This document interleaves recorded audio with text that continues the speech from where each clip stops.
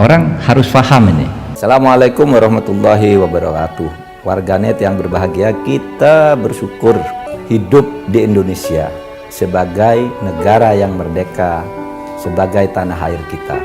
Mari cintai tanah air kita ini agar kita bisa melaksanakan perintah Allah dengan sebaik-baiknya. Dengan tingkat kepuasan yang akan sampai 82,2%, banyak yang meyakini, analis politik satu suara mengatakan bahwa Jokowi adalah Kingmaker 2024. Jokowi memanggil Ganjar, Puan Maharani, hingga Sandiaga Uno ke Istana Negara. Presiden Jokowi membenarkan ada pertemuan dengan Ganjar Pranowo di Istana. Dalam pertemuan, Jokowi menyebut pembahasan terkait pengelolaan Candi Borobudur. Sandiaga Salahuddin Uno resmi menjadi kader Partai Persatuan Pembangunan atau P3. Peresmian ditandai dengan penyerahan kartu tanda anggota atau KTA.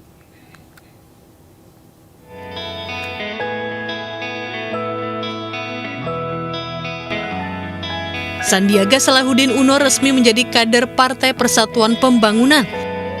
Pelaksana tugas Ketua Umum P3 Mardiono menyerahkan secara resmi kartu tanda anggota P3 kepada Sandi. Sebelumnya Sandi melewati proses kaderisasi selama 2 bulan. Pak Sandi, ya, efek hoki kalau bahasa saya, karena Pak Sandi itu di mana beliau selalu sukses ya dalam karirnya. Pertama sukses di Pilkada DKI Jakarta.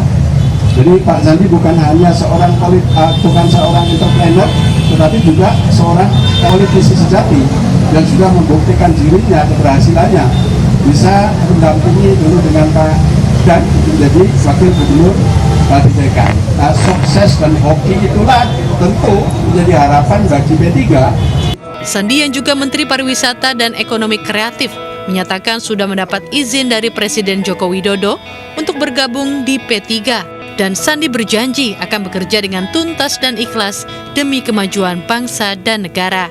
Saya akan membersamai P3 untuk memperjuangkan apa yang saya temui di masyarakat, yaitu menginginkan agar kepemimpinan ke depan memfokuskan kepada isu-isu yang dihadapi oleh masyarakat kita, terutama di bidang ekonomi, bagaimana pemberdayaan ekonomi umat, pemberdayaan ekonomi UMKM, pembukaan lapangan kerja, walaupun alhamdulillah pembangunan ini telah mencatat hasil yang luar biasa. P3 menggelar rapat pimpinan nasional. Dalam Rapimnas itu, P3 secara resmi akan memberi tugas khusus untuk Sandiaga Uno. Sementara itu, Sandiaga Uno disebut menjadi bakal calon wakil presiden yang memiliki elektabilitas tinggi. Hal ini ditunjukkan dari hasil penelitian terkini sejumlah lembaga survei.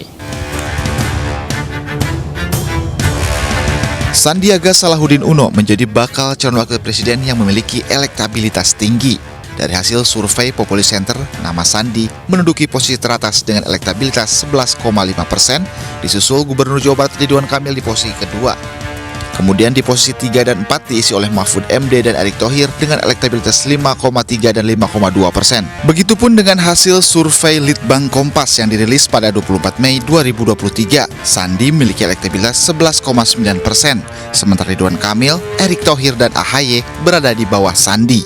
Begitupun dengan hasil survei Carta Politika, elektabilitas Sandi meraih 19,8%, disusul Ridwan Kamil 18,4% dan AHY 10,9%.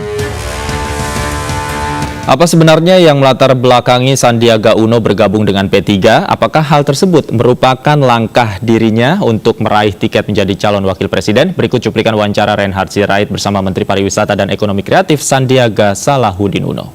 Walaupun alhamdulillah pembangunan ini telah mencatat hasil yang luar biasa, tapi masih ada sekelompok masyarakat yang menggantungkan harapannya kepada P3 untuk memperjuangkan P3 sebagai partai yang memperjuangkan ekonomi umat, partai yang menjaga harga-harga bahan pokok dan juga mengendalikan kesejahteraan. Semua ini adalah bagian daripada tahapan, dan seandainya nanti sudah bisa diberikan kepastian oleh Pak Mardiono, ya tentunya saya akan memenuhi permintaan tersebut. Ya, pertama memang proses ini sudah berlangsung semenjak tahun lalu, dan melalui penjajakan, melalui wejangan dari para kiai, para ulama, tokoh-tokoh agama, tokoh masyarakat, para habaib juga. Saya berkeliling dari Aceh sampai Indonesia Timur. Saya mendapatkan banyak sekali masukan dan memang ada harapan bahwa ke depan kita melihat bahwa capaian yang sudah berhasil ditorehkan oleh pemerintahan ini yang luar biasa dari segi pertumbuhan ekonomi, dari inflasi ini ditingkatkan. Namun masih banyak sekelompok masyarakat ini masih kesulitan untuk menghadapi ekonomi sehari-hari. Masalah lapangan kerja. Sempat kemarin waktu pandemi ini kan lapangan kerja terkikis, banyak yang kehilangan pendapatan dan penghasilan. Inflasi yang terjaga ini sangat diapresiasi oleh masyarakat. Oleh karena itu harapan masyarakat agar pemerintah ke depan juga fokus kepada isu ekonomi untuk menstabilkan harga-harga bahan pokok, pemberdayaan UMKM, pembangunan infrastruktur yang berkeadilan, dan juga bagaimana ekonomi umat, terutama dari para pelaku ekonomi di strata mikro ini bisa diberikan akses pembiayaan, bisa dibantu pemberdayaannya, dan harapan ini yang saya tuangkan dalam sebuah pemikiran, dan ada kesamaan dari segi gagasan dalam membangun Indonesia ke depan bersama P3 Partai Persatuan Pembangunan. Oke, dan Anda yakini bahwa gagasan-gagasan itu bisa Anda lakukan atau bahkan mungkin bisa lebih besar peluangnya itu ketika bergabung bersama dengan partai yang sekarang Anda pilih, P3, Mas Andi? Iya, kepemimpinan ekonomi ini diberikan ruang di Partai Persatuan Pembangunan, sangat memberi ruang untuk kepemimpinan ke depan itu memfokuskan pada percepatan pembangunan, fokus pada bidang ekonomi, di mana gagasan ini bisa dituangkan dalam program-program yang konkret yang bisa langsung dirasakan oleh masyarakat. Saya bertemu dengan banyak sekali pengusaha di bidang kuliner, pengusaha di bidang fashion dan lain sebagainya, yang terutama busana muslim, yang menaruh harapan bahwa ke depan mereka juga diberikan kesempatan untuk naik kelas, kesempatan untuk mendapatkan lapangan kerja yang layak atau membuka peluang usaha.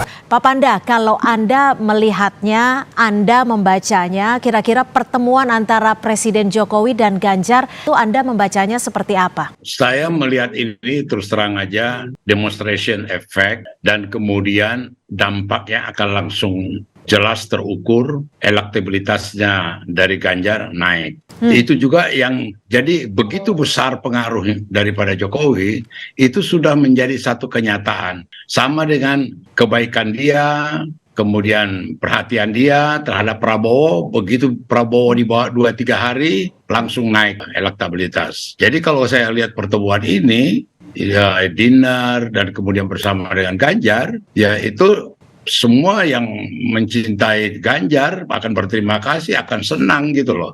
Apalagi yang ini yang menemani presiden, satu partai lagi, kemudian sangat punya hubungan khusus gitu loh. Secara khusus, setidaknya apa sih yang ingin ditujukan ataupun diperlihatkan Presiden Jokowi terkait pertemuan ini? Apakah memang ingin diperlihatkan kepada publik bahwa endorse Presiden jatuh kepada Ganjar? Loh iya dong, dengan sendirinya bahwa demonstration effect yang dilakukan oleh Jokowi terhadap Ganjar itu tujuannya menaikkan elektabilitasnya Ganjar. Demonstratif itu supaya Ganjar mempunyai elektabilitas dan kemudian dia makin lebih populer. Politisi PDI Perjuangan senior, ini Anda kalau melihat selama ini secara runutannya untuk Presiden Jokowi dukungan terhadap Ganjar seperti apa? Saya pikir dukungan pada Ganjar itu tidak diragukan dan kemudian 100% dalam totalitasnya. Memang dari awal saya ikuti 2 tahun yang lalu dalam berapa kali diskusi dengan Presiden Jokowi dengan saya di Istana Merdeka dan di tempat yang lain kita diskusi, di situ betul-betul Jokowi sudah terobsesi yang menjadi calon yang dia mau usung dan andalkan itu Ganjar, dan dia berhasil meyakinkan Mega dan berhasil juga mempengaruhi di internal partai. Walaupun di internal partai ada 1-2 tantangan atau halangan, jadinya Ganjar ini betul-betul ada satu kegembiraan tersendiri dari Jokowi. Itu yang saya tangkap. Dari sepak terjang Jokowi, terus terang menurut pendapatku banyak yang harus dipelajari, banyak harus dicoba dimengerti. Dan kemudian banyak lagi yang tersesat. Misalnya, ya kalau dikatakan petugas partai, langsung ditafsirkan aneh-aneh, dipikir kayak petugas parkir. Padahal untuk partai itu satu kehormatan. Saya 8 tahun memimpin PDI Perjuangan di Sumatera Utara. Saya petugas partai, kebanggaan. Tapi kadang orang yang nggak pernah berpartai, tidak menjalani partai, dianggaplah itu seperti petugas parkir. Jadi kasihan juga. Saya makin tambah yakin memang Ganjar yang jadi presiden. Semoga Allah senantiasa menuntun kita di jalan yang diridhoinya. Aku qouli hadza, astaghfirullah li wa lakum. Wassalamualaikum warahmatullahi wabarakatuh. Terima kasih.